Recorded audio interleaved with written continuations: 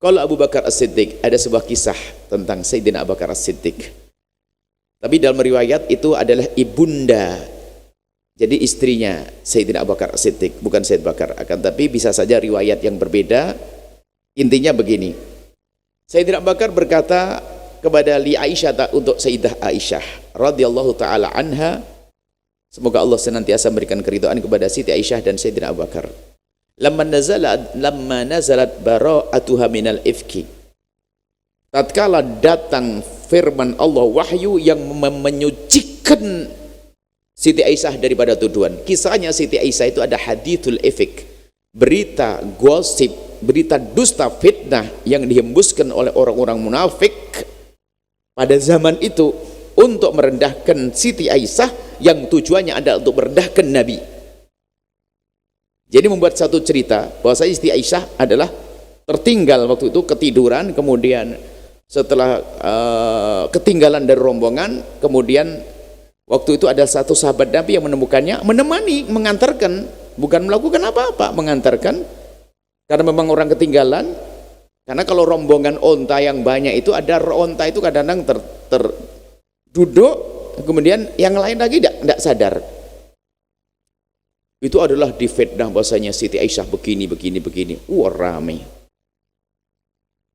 Dan Nabi pun juga tidak mengambil keputusan iya atau tidak, karena belum ada wahyu. Dan terus berita-berita itu dihembuskan untuk menjatuhkan Siti Aisyah. Hingga pada akhirnya firman Allah turun, membebaskan, menyucikan bahasanya Siti Aisyah adalah orang yang terjaga, dan itu tidak pernah terjadi. Yang diduga, yang difitnahkan itu enggak benar. Adapun ternyata fitnah Siti Aisyah itu, orang munafik yang ada pada zaman itu sudah ada, dan sampai hari ini pun lihat muncul upaya-upaya untuk merendahkan Siti Aisyah. Maka menjadi catatan ilmu, catatan penting, sampai hari ini Anda kalau menemukan satu akidah yang sudah mulai memandang picik Siti Aisyah, pastikan kesesatannya, karena sudah dibebaskan di Al-Quran.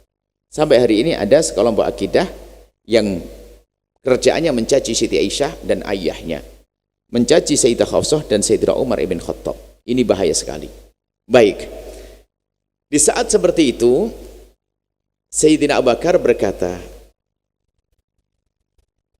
jadi waktu sebelum Al-Quran, jadi sebelum turunnya Al-Quran, ramai isu itu. Setelah turun Al-Quran kan diucapkan oleh Nabi. Jadi Nabi memberikan kabar gembira kepada Siti Aisyah bahwasanya berita buruk itu sudah enggak ada, karena Allah yang Maha Tahu telah memberitahu, dan Nabi pun sudah enggak ada masalah. Biarpun sebelumnya Nabi enggak masalah, tapi semacam tawakuf, Nabi tidak mengiyakan, tidak ini karena apa? Permasalahannya adalah belum ada wahyu. Tapi tidak mengatakan, oh iya, makanya orang hebat enggak gampang percaya. Anda kalau mendengar berita tentang suamimu jangan gampang percaya ya, tentang istrimu enggak benar jangan gampang percaya, hati-hati. Nah, apalagi sampai kapanpun Anda tidak akan dapat wahyu. Maka paling baik husnudzon ya, jangan gampang percaya isu-isu yang merendahkan pasangan kita, saudara kita, yang menjadikan kita benci. Nabi tidak pernah masuk wilayah benci dan sebagainya, tidak, tapi datang wahyu. Setelah itu Sayyidina Umar berkata, Aisyah, usykuri Rasulullah, terima kasihlah kau kepada Rasulullah, karena Rasulullah sudah memberikan kabar gembira kepadamu bahwa kau dibebaskan dari tuduhan selama ini. Karena Siti Aisyah juga sedih difitnah seperti itu, menangis, tidak keluar kamar. Bayangkan difitnah segede-gedenya, sedih diberi kabar gembira. Lalu Abu Bakar menyuruh Aisyah, terima kasihlah kepada Rasulullah. Waqalat, Siti Aisyah menjawab, wallahi demi Allah, la ashkur, aku tidak terima kasih illallah, kecuali kepada Allah. Nah ini adalah satu contoh, subhanallah. Selama ini mungkin kalau pakar sejarah hanya melihat dari sisi sejarah, tapi pakar sufi seperti Ibn Atha As-Sakandari ini menggambarkan keadaan Siti Aisyah waktu itu. Siti Aisyah waktu itu adalah dalam kekalutan, difitnah sebesar-besarnya. Dia mengadu kepada Allah, minta kepada Allah, terus dia dengan tangis derai air matanya. Kemudian Allah beri, yang memberi adalah Allah, yang membebaskan Allah, dan dilewatkan lisan Nabi wahyu. Nabi mengucapkannya, menyampaikan Siti Aisyah ini karena lagi tenggelam dalam kecintaannya kepada Allah, di saat suruh berterima kasih pada baginda Nabi, enggak, aku hanya bersyukur kepada Allah. Ini bahasa lain apa?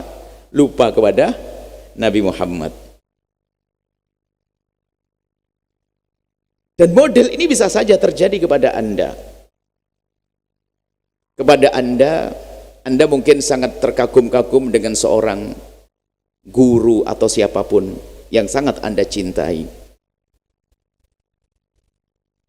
Tiba-tiba ada orang telepon, Bu atau Pak, saya akan datang. Ustadz ini menitipkan sesuatu untuk Anda.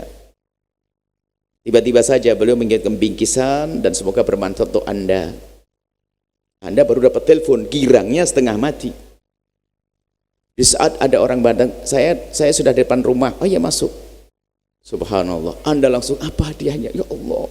Anda lihat hadiahnya, lupa Anda tidak terima kasih sama yang ngirimi. Ini wajar kan? Saking begitu senangnya Anda dengan hadiah sampai lupa dengan yang menitipkan tadi, yang dititipi tadi, yang mengirimkan.